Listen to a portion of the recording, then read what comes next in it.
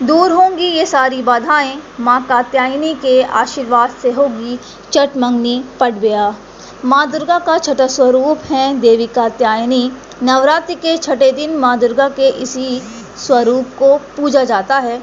इनकी उपासना और आराधना से भक्तों को बड़ी आसानी से अर्थ, धर्म, कर्म और मोक्ष चारों फलों की प्राप्ति हो जाती है। माँ दुर्गा के स्वरूप की प्राचीन कथा इस प्रकार है कि प्रसिद्ध महर्षि जिनका नाम कात्यायन था, उन्होंने भगवती जगदम्बा को पुत्र के रूप में पाने के लिए कठिन तपस्या की।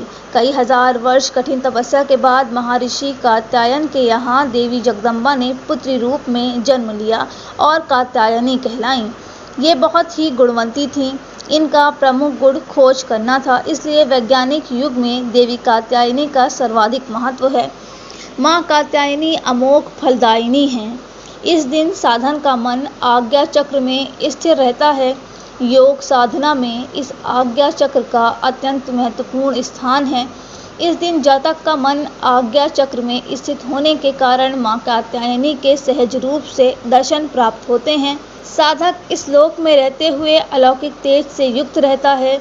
जो अविवाहित है या जिनके विवाह में कोई परेशानी आ रही है, उनके द्वारा विधि पूर्वक की गई माँ कात्यायनी की पूजा सर्वश्रेष्ठ फल प्रदान करती है।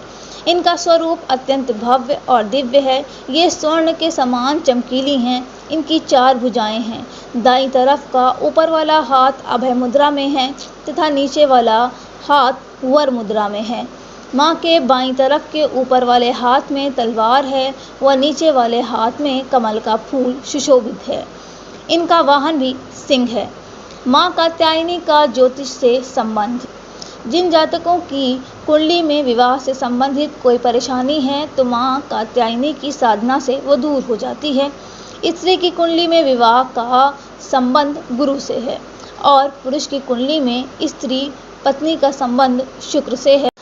अर्थात यदि जातक के जीवन में विवाह संबंधी कुछ भी परेशानी आ रही है, तो माँ कात्यायनी की विधि पूर्वक स्तुति करने से विशेष फल की प्राप्ति होती है। आज इस उपाय को करने से मिलेगा विशिष्ट लाभ। इस दिन भगवान हारण्य, जो कि एक मणि में विराजित रहते हैं, की स्थापना की जाती है और उनकी 45 दिन लगातार पूजा की जाती है। यह उपाय कठिन से कठिन विवाह भंग दोषों को समाप्त करने की क्षमता रखता है। माँ कात्यायनी पूजा विधि। सर्वप्रथम शुद्ध होकर लाल रंग के वस्त्र धारण कर चौकी पर माँ कात्यायनी की प्रतिमा स्थापित करें। उसके बाद कलश आदि पूजन करने के बाद पीले फूलों के साथ माता का भी पूजन करें। पूजा के बाद माँ के वंदना श्लोक का उच्चारण करें।